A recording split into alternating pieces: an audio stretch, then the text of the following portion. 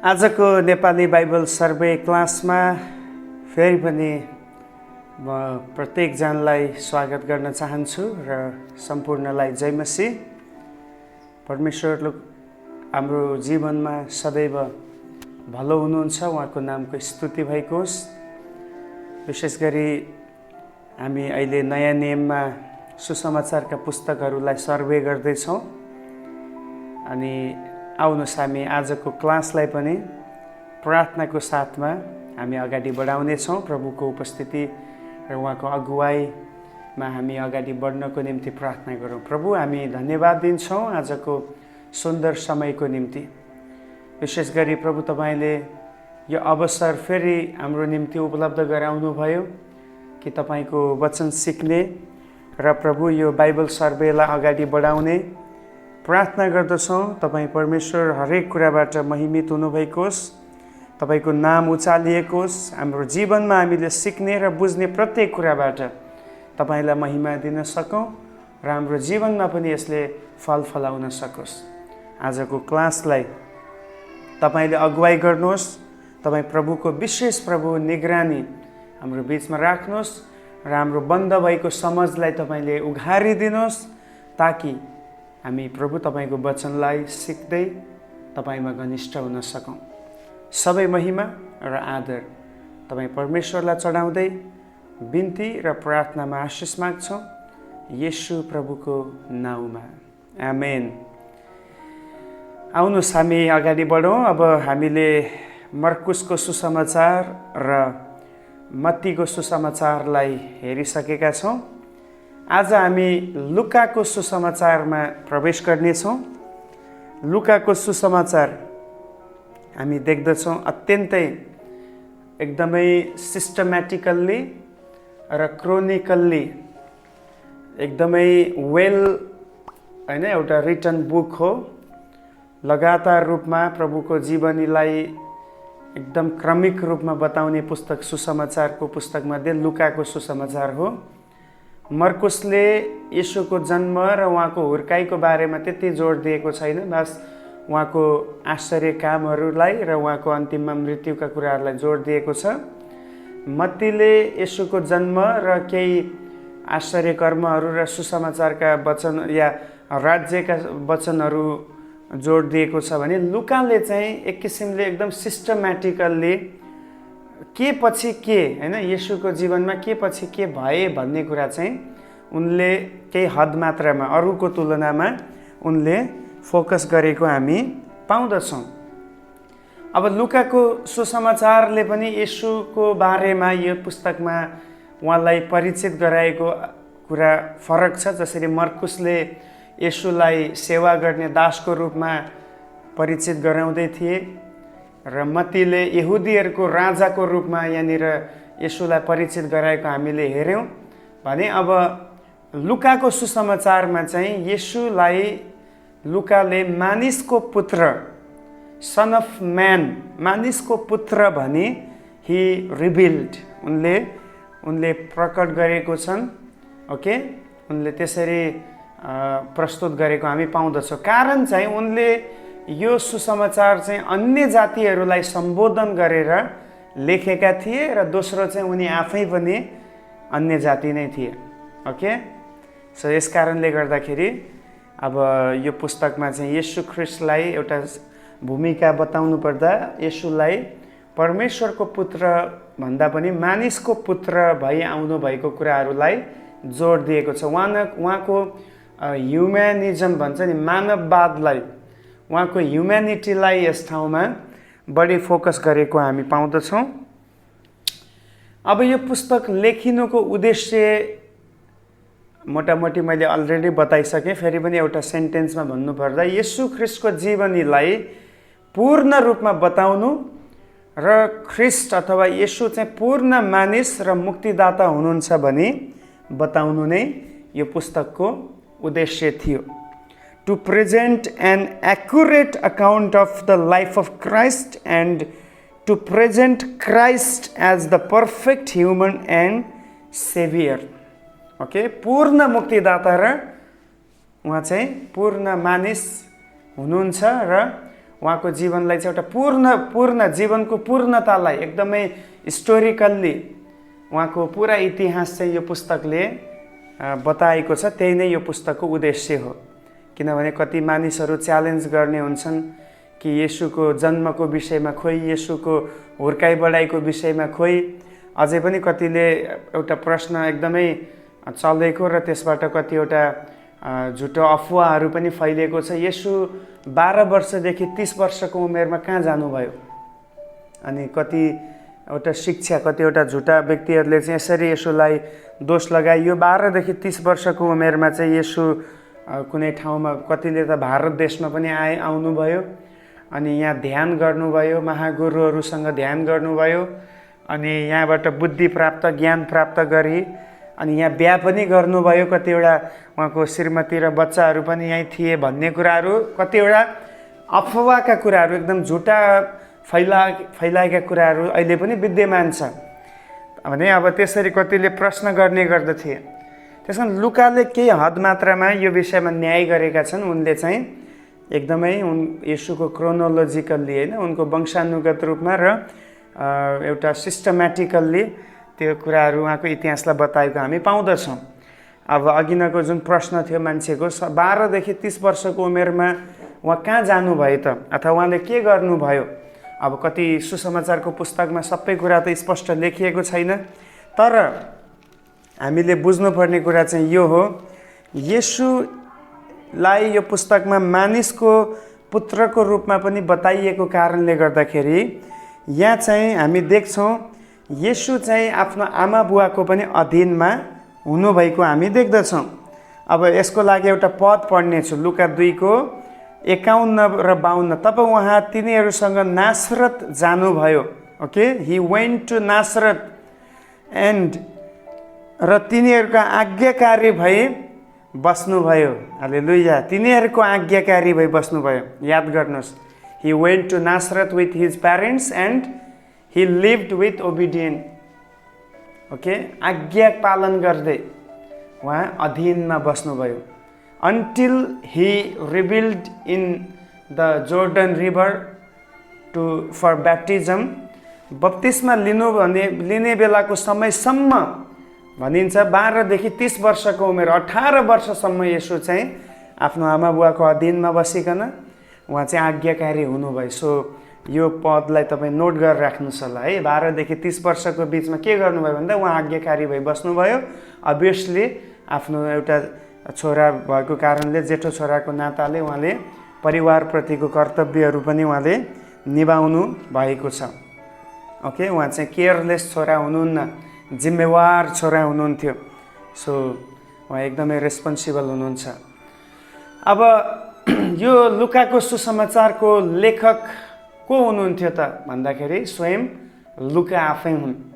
And he was a doctor, physical doctor, medical doctor. कलस्सी 4को 14 पदमा हामीले पढ्यो भने पाउँछौँ। म त्यो पद पनि पढ्न चाहन्छु योसँग सन्दर्भित भएको कारणले। कलस्सी 4 अध्यायको 14 पदमा यहाँ यसरी लेखिएको छ, प्रिय वैद्य लुका। हेर्नुहोस् है, अब यहाँ लुकाको नाम के आउँदैछ? अगाडि उनको टाइटल छ वैद्य। द्याट मिन्स डक्टर, अहिलेको भाषामा डक्टर, नेपाली भाषामा वैद्य होइन।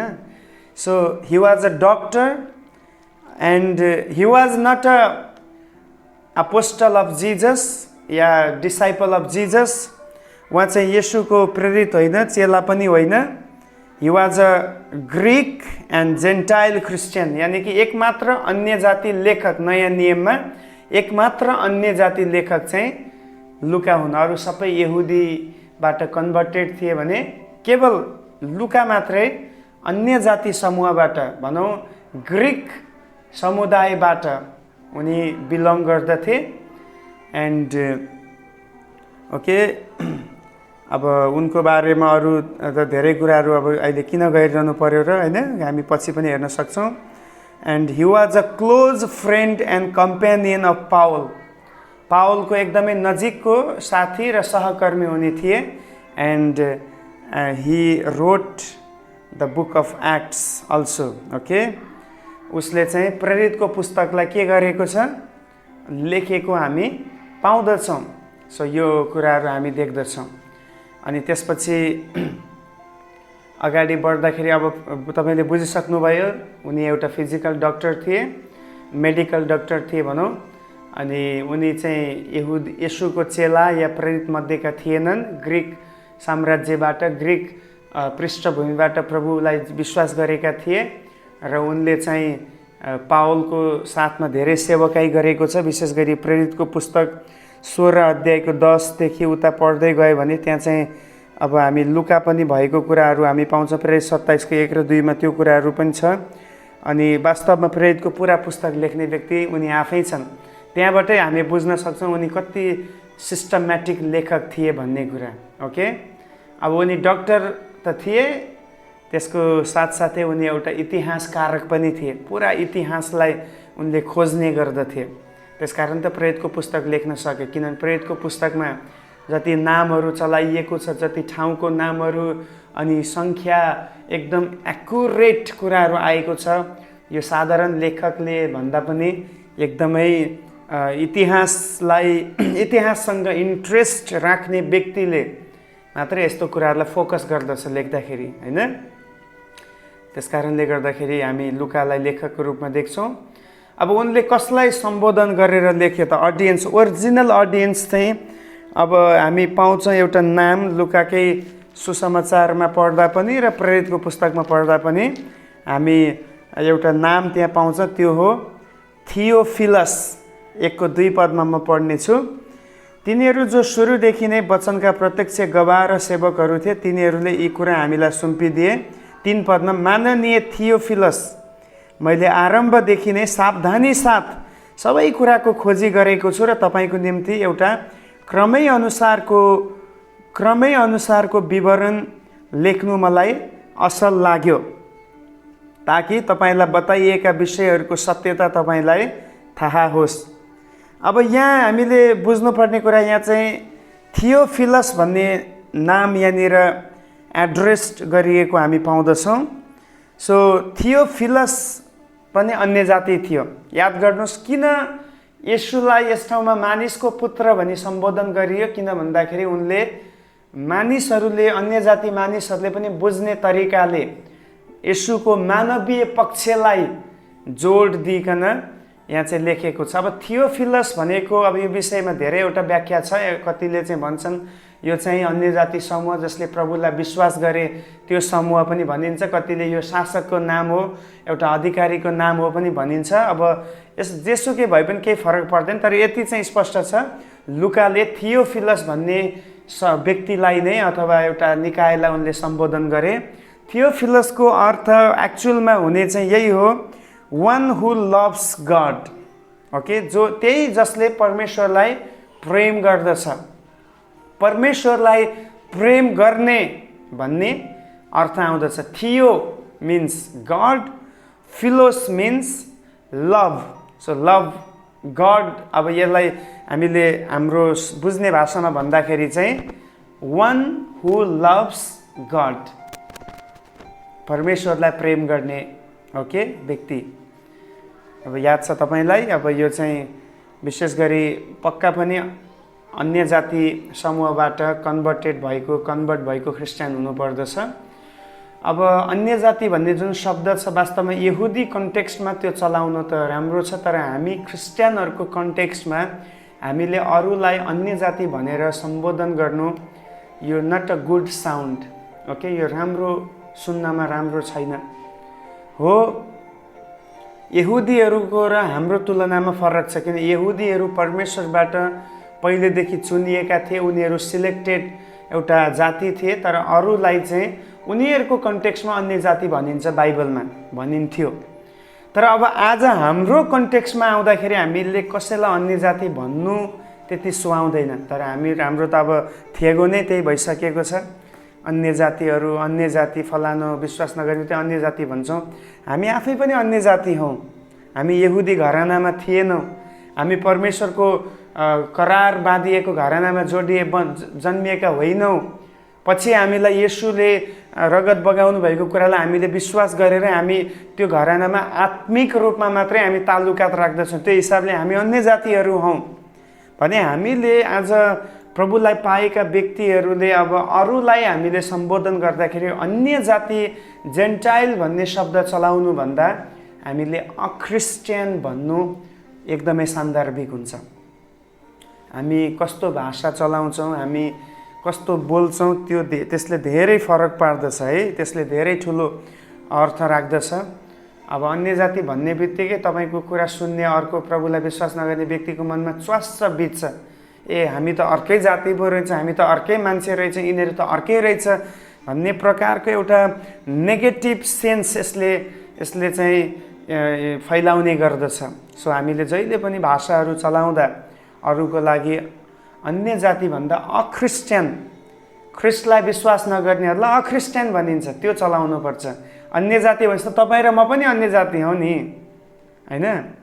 सो कतिचोटि हामीले हाम्रो भाषालाई पनि सुधार गर्नु खाँचो छ है। अनि यो पुस्तक लेखिएको मिति, the return date is approximately 60 AD। Okay, लगभग 60 AD चाहिँ यो पुस्तक लेखिएको अनुमान गरिन्छ, किनभने त्यो बेलामा लुका एकदम एक्टिभ थिए। पौलसँग उनी धेरै सेवकाईहरूमा पनि हिँड्दथे र उनको अरू चेलाहरूसँग पनि सम्पर्क भएको कारण धेरै चेलाहरूबाट जानकारी लिएर उनले स्पष्टसँग यो पुस्तकलाई लेखेको हामी पाउँदछौँ। अब यो पुस्तकमा भएको की पर्सन्सहरूको कुरा गर्नुपर्दाखेरि चाहिँ अब यहाँ धेरैजना व्यक्तिहरू छन्। अब त्यसमा पहिलो त स्वयं येशू नै हुनुहुन्छ। येशूको यहाँनिर जन्म, त्यसपछि उहाँको हुर्काई बढाई, त्यसपछि उहाँको सेवकाई, उहाँको बप्तिस्मा, तयारी, सेवकाई र अन्तिममा उहाँको मृत्यु र पुनरुत्थानको बारेमा एकदमै स्पष्ट र डिटेलमा लुकाले बताएका छन्। दोस्रोमा यो पुस्तकमा भएको मुख्य व्यक्तिमा मरियम पनि आउँदछिन्, जो येशूकी आमा, जसको मगनी योसेफसँग भएको थियो, तर विवाह हुनुभन्दा अगाडि या शारीरिक सम्बन्ध राख्नुभन्दा अगाडि पवित्र आत्माद्वारा मरियम गर्भधारण हुनुभयो र उनी एउटा आज्ञाकारी दासी बनेर परमेश्वरको मिसनमा सहभागी भएर एग्री भएर उनले बच्चा जन्माइन्। उनी त्यहाँ डिसएग्री पनि हुन सक्थिन्, यानि कि म मेरो करियरको बारेमा सोच्नुपर्छ, म बच्चा अहिले यसरी यस्तो प्रकारले म बच्चा जन्माउन सक्दिनँ, मेरो त भर्खरै मगनी भएको छ इत्यादि कुरा उनी गर्न सक्थिन्। But she dedicated her as a servant, maid servant, होइन, दासीको रूपमा उनले आफैलाई उनले के गरिन्, प्रभुको हातमा समर्पण गरेको र त्यसको निम्ति तयार पारेको हामी पाउँदछौँ। अब त्यसपछि तेस्रोमा हामी मुख्य व्यक्ति पाउँछौँ एलिशिबा र जकरिया। दुईटालाई मैले एकै ठाउँमा राखेको छु। एलिशिबा र जकरिया श्रीमान श्रीमती हुन् अनि उनीहरू चाहिँ एकदमै उमेर, अब एलिशिबा चाहिँ बाँझी थिइन् र उमेर दुवैको उमेर ढल्किसकेको थियो भनिएको छ। अब मतलब अब मेडिकल्ली उनीहरू बच्चा पाउने अवस्थामा योग्य नभएको हुनसक्छ, उमेर ढल्किसकेको भन्ने अर्थमा। तर त्यहाँ पनि हामी देख्छौँ जब जकरिया मन्दिरमा जान्छन्, स्वर्गदूतले उनलाई भन्नुहुन्छ कि आउने वर्ष तिम्रो एउटा छोरा हुनेछ, तिमीले उनको नाम यूहन्ना राख्नु। अनि जब यिनले शङ्का गरे अनि त्यसपछि परमेश्वरले यिनलाई गुङ्गो बनाइदिनु भयो, बोल्न नसक्ने। अनि पछि जब एलिशिबा गर्भवती भइन्, त्यसपछि अब मरियम र एलिशिबा चाहिँ नातेदार पनि थिए भनेर लेखिएको छ, होइन। उनीहरू चाहिँ रिलेटिभ थिए। अनि त्यसपछि जब बच्चा जन्मिन्छ, यूहन्नाको जन्म हुन्छ, त्यसपछि फेरि परमेश्वरले जकरियाको आवाजलाई खोलिदिनुहुन्छ र उनले भन्छन् कि यिनको नाम के राख्नुपर्छ, यूहन्ना राख्नुपर्छ। हालेलुया। अनि चौथोमा स्वयं बप्तिस्मा दिने यूहन्ना छन्। उनी परमेश्वरबाट एउटा विशेष कामको निम्ति पठाइएका एकजना प्रभुको दूत भन्न सक्छौँ, होइन। प्रभुको भन्दा अगाडि बाटो तयार गर्ने एउटा सेवक दूतको रूपमा हामी देख्छौँ। उनले आत्मिक रूपमा एउटा माहौललाई तयार पारे। मानिसहरू हठी भएका थिए, अधर्ममा थिए, आत्मिक ह्रासमा थिए, तर उनले कडाभन्दा कडा चेतावनी आज प्रोफेटको रूपमा उनले दिएर धेरै हजारौँ यहुदीहरूले पश्चाताप गर्दै उनीहरू बप्तिस्मा लिन थाले। उनको मेन काम चाहिँ पश्चातापको बप्तिस्मा दिनु। Okay, those who are repent their sins, and उनीहरूलाई त्यो पश्चाताप गर्नेहरूलाई चाहिँ बप्तिस्मा दिने सेवा चाहिँ यूहन्नाको थियो। उनले येशूको निम्ति बाटो तयार गर्दै थिए, मार्गलाई बनाउँदै थिए। अनि त्यसपछि अन्तिममा राजा हेरोदले उनको शिर उडाइदिएको हामी देख्दछौँ। त्यसपछि पाँचौँमा हामी देख्छौँ स्वयं चेलाहरूको विषयमा। अब 12 जना चेलाहरू सुसमाचारको हिरोहरू नै हुन्। येशू जे पनि गर्नुहुन्थ्यो, जहाँ पनि जानुहुन्थ्यो, उनीहरू सँगसँगै हुन्थे। उनीहरूले पनि कति ठाउँमा सेवकाई गरेको, उनीहरूलाई पनि प्रभुले सेवकाईको लागि 2-2 गरेर पठाउनु भएको हामी देख्दछौँ। अब येशूको चेलाहरूको सर्कल हामीले हेऱ्यौँ भने चाहिँ एउटा चाहिँ 70 जना चेलाहरू पनि हामी देख्छौँ लुका 10 अध्यायमा। अनि त्यसपछि अझै भित्र आएर हेर्दा 12 जना चेला फुल टाइम। अनि अझै त्यो 12 जनामा पनि भित्र हेर्दाखेरि 3 जना, याकुब, यूहन्ना र पत्रस, यो 3 जना अझ मुख्य थिए। धेरै जस्तो कतिवटा प्रभुको एकदम सिक्रेट कुराहरू चाहिँ यो 3 जनालाई प्रभुले खोल्नुभयो। यसको अर्थ अरूलाई भेदभाव भयो भन्न खोजेको होइन, तर यो 3 जना अझ प्रभुको सेवकाईको लागि उनीहरू चाहिँ टिचेबल पनि थिए र उनीहरू प्रिपेयर्ड पनि थिए र अगाडि यिनीहरूलाई प्रभुले चलाउने योजना पनि बनाउनु भयो। त्यो सबै प्रभुको सेलेक्सनमा भर पर्ने कुरा, कसलाई कति प्रकट गर्ने भन्ने कुरा हामी त्यसको निर्खेल गर्न सक्दैनौँ, गर्ने अधिकार छैन, प्रभुले गर्नुहुन्छ। हामीले पाएका छौँ, जति हामीलाई दिएको छ, जति प्रकाशन हामी पाउँछौँ त्यसमा धन्यवादी भएर विश्वासयोग्यतामा त्यसलाई हामीले पुरा गर्नु चाहिँ हाम्रो कर्तव्य हो। अनि त्यसपछि अर्को महान व्यक्तिहरू या मुख्य व्यक्तिहरूमा एउटा चाहिँ अब हेरोद महानकै बारेमा हामी पाउँछौँ र अर्को चाहिँ पिलातुसको बारेमा पनि हामी पाउँदछौँ। ओके, यहाँ ती मुख्य व्यक्तिहरूमा चाहिँ यी व्यक्तिहरू हामी देख्दछौँ। अब हेरोद महान, उनले अब त्यही छ, हामी उनको बारेमा हामी देख्छौँ। उनले चाहिँ त्यहाँनिर अब येशूको जन्मको समयमा उनले शासन गर्थे भन्ने कुराहरू। अनि त्यसपछि उनले धेरै त्यहाँनिर व्यक्तिहरू, बच्चाहरूलाई पनि उनले हत्या गर्न लगाएका कुराहरू हामी पाउँछौँ। र पिलातुस, ओके, पिलातुसको बारेमा हामी पाउँछौँ जो राज्यपाल थियो। अलरेडी पिलातुसको बारेमा अलरेडी हामीले धेरै हेरिसक्यौँ। उनी रोमी साम्राज्यबाट इजरायलमा नियुक्त भएको एउटा मुख्य रोमी साम्राज्यलाई प्रतिनिधित्व गर्ने व्यक्ति थिए। अब अहिलेको भाषामा एम्बेसेडर भन्न सक्छौँ होइन, राजदूत। हरेक देशमा राजदूतहरू जाने गर्छन्, त्यस्तै गरी देशको प्रतिनिधित्व गरेर यहाँ चाहिँ पिलातुस बसेको थियो। अनि अन्तिम फैसला चाहिँ त्यही देशको सानातिना कुराहरूको फैसला चाहिँ यही पिलातुसले गर्ने गर्दथ्यो, जसले येशूको बारेमा पनि अन्तिम फैसला गरे। अनि त्यसपछि अर्को स्त्रीको बारेमा हामी देख्छौँ, मरियम मग्दलिनी। मरियम मग्दलिनी प्रभुको निम्ति अत्यन्तै डेडिकेटेड स्त्री थिइन्। उनले येशूको पाउलाई आफ्नो अत्तरले पनि मलेकी थिइन् र अन्तिममा येशू गाडिएको या उहाँलाई चिहानमा राखेको ठाउँमा पुग्ने पहिलो स्त्री पनि उनी नै हामी पाउँदछौँ। अब यो पुस्तकमा चलाइएको मुख्य स्थानहरू भनेको एकदम धेरैचोटि भएको बेथलेहेम जहाँ येशूको जन्म हुन्छ, गालिल जहाँ येशूले सेवकाई गर्नुभयो, यहुदियामा पनि प्रभुले सेवा गर्नुभएको कुराहरू, अनि अन्तिममा यरुशलेम हामी देख्छौँ।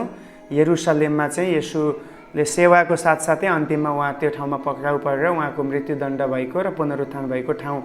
ओके, गालिल चाहिँ जो थियो पछि येशू पुनरुत्थान भइसकेपछि धेरै जस्तो प्रकट चेलाहरूको बिचमा प्रकट हुनुभएको ठाउँ गालिल थियो। यो पुस्तकमा भएको मुख्य की वर्स, चाबी पद भनेको चाहिँ लुका 19को 9 र 10 पदमा, Jesus said to him, today salvation has come to this house because this man too is a son of Abraham, for the son of man came to seek and to save the lost. Okay, म फेरि नेपालीमा पनि यसलाई पढिहालौँ।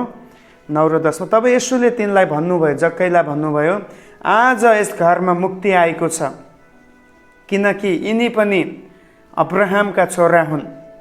किनभने मानिसको पुत्र हराएकालाई खोज्न र बचाउन आएको हो। आमेन। अब यहाँ हामी देख्दछौँ यहाँ चाहिँ प्रभु येशू ख्रीष्ट वास्तवमा यो पृथ्वीमा आउनुको उद्देश्य उहाँले यहाँ बताउनु भएको छ र उहाँलाई यस ठाउँमा के भनी सम्बोधन गरियो, सन अफ म्यान, हैन। यहाँ त्यसले son of man came to seek and to save the lost, मानिसको पुत्र हराएकालाई खोज्न र भेट्टाउन आएको हो। The reason behind of his coming is to seek the lost and save, हराएकालाई खोज्नु र बचाउनु नै उहाँको उद्देश्य थियो। सो ही डिड इट, उहाँले यो गर्नु पनि भयो। In his ministry we can see several people, found Christ, or Jesus found many people. Jesus saved many people, okay? धेरै व्यक्तिहरूलाई मानिसहरूलाई उहाँले बचाउनु भयो, पाउनु भयो। And at last he died on cross, and throughout the history, इतिहासहरू भरि नै हामी देख्दछौँ people are saved by Christ. ख्रिस्टद्वारा मानिसहरू बचाइएका छन्।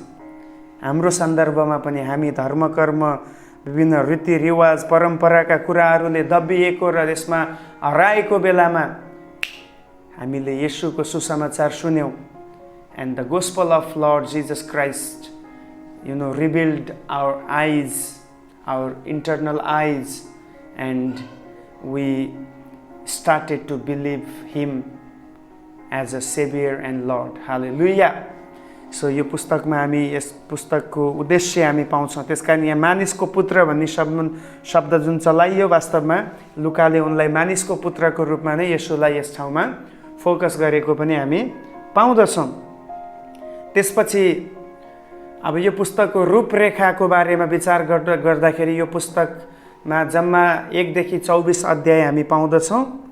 1 देखि 24 अध्यायमा यो पुस्तकलाई 3 भागमा विभाजन गरिएको छ। पहिलो चाहिँ 1 देखि 4 को 13 पदसम्म, जहाँ चाहिँ birth and preparation of Jesus, येशूको जन्म र तयारीको विषयमा हामी देख्छौँ। उहाँ जन्मिनु भएको कुरा, त्यसपछि उहाँ हुर्कनु भएको कुरा, अनि त्यसपछि उहाँले अन्तिममा के गर्नुभएको कुरा छ, उहाँले बप्तिस्मा लिनुभएको कुराहरू हामी देख्छौँ। र उहाँ चाहिँ उजाड स्थानमा परीक्षाको निम्ति पवित्र आत्माबाट लगिनु भएको कुराहरू हामी पाउँदछौँ। कतिसम्म भन्दाखेरि 13 पदसम्म, हैन, यो सबै कुराहरू हामी पाउँदछौँ। अनि त्यसपछि दोस्रो विभाजनमा चाहिँ हामी देख्दछौँ message and ministry of Jesus Christ, येशू ख्रिस्टको सन्देश र सेवकाईको विषयमा, येशूको सन्देश र सेवाको विषयमा हामी देख्छौँ। 4 अध्यायको 14 देखि 21 अध्यायको 38 पदसम्म। अब यहाँ चाहिँ उहाँले दिनुभएको शिक्षाका कुराहरू, अनि त्यसपछि उहाँले जति पनि त्यहाँ आश्चर्य कामहरू गर्नु, हरेक पुस्तकमा आश्चर्य कर्म वर्णन गरिएको छ। आश्चर्य कर्मका कुराहरू, पाप क्षमा गरेका कुराहरू, मानिसहरूलाई वास्ता गरेका कुराहरू, दृष्टान्तमा पनि शिक्षा दिएका कुराहरू इत्यादि कुराहरू हामी 4 अध्यायको 14 देखि 21 को 28 पदसम्म हामी पाउँदछौँ, जहाँ चाहिँ उहाँको शिक्षा र सेवा हामी पाउँछ। सेवाभित्र दुईटै कुरा आउँछ, एउटा टिचिङ पनि आउँछ, अर्को चाहिँ सेवा मिनिस्ट्रीमा अब टिचिङ पनि छँदैछ, अर्को चाहिँ मिराकल्स पनि आउँदछ, दुईटै। अनि आजको समयमा पनि यो दुईटै जरुरी छ। हामी वचन त बोल्नुपर्छ, तर त्यो वचनको साथसाथै चङ्गाईको कामहरू, मानिसको उद्धारका कामहरू, छुटकाराका कामहरू, प्रभुको उपस्थितिमा मानिसहरू आशिषित हुने कामहरू हुनु आवश्यकता छ। सो हामी उहाँको through out his ministry and teaching हामी देख्न सक्छौँ धेरै मानिसहरू उहाँबाट आशिषित भएका छन्। अनि तेस्रो विभाजनमा हामी देख्दछौँ डेथ एन्ड रिजरेक्सन अफ जिजस, येशूको मृत्यु र पुनरुत्थानको विषयमा हामी देख्दछौँ, जो चाहिँ 22 को 1 देखि 24 को 53सम्म, यानि कि 22 देखि 24 अध्यायसम्म चाहिँ हामी के देख्छौँ, येशू ख्रिस्टको मृत्यु कुन प्रकारले भयो, अनि त्यसपछि उहाँ कसकोमा पुर्याइनु भयो, कसले उहाँको विषयमा न्यायका कुराहरू गरे, कसरी उहाँलाई क्रुसमा टाँगियो, चेलाहरूले कसरी उहाँलाई धोका दिए इत्यादि कुराहरू हामी देख्छौँ। र त्यसपछि उहाँ फेरि पुनरुत्थान हुनुभएको कुरा पनि हामी भेट्छौँ, र उहाँ चाहिँ चेलाहरूकोमा प्रकट हुनुभएको र फेरि मानिसहरूकै बिचबाट उहाँ चाहिँ के गर्नुभयो, उठाइ लगिनुभयो भनेर 50 पददेखि 24को 50 देखि 53 हामीले पढ्दा चाहिँ त्यो कुराहरू पाउँदछौँ। सो मोटामोटी परिचयगत कुराहरू यति नै छ लुकाको सुसमाचारमा। अब हामी अर्को क्लासमा चाहिँ भोलि मुख्य विषयहरू, मेगा थिम्स हामी हेर्नेछौँ। अत्यन्तै महत्त्वपूर्ण मेगा थिम्सहरू हामी यो पुस्तकमा पाउँदछौँ अनि भोलि हामी त्यो कुरा हेर्नेछौँ। आजको क्लासबाट प्रभुले यहाँहरू सबैलाई आशिष दिनुभएको होस्। जय मसीह। मे गड ब्लेस यु अल।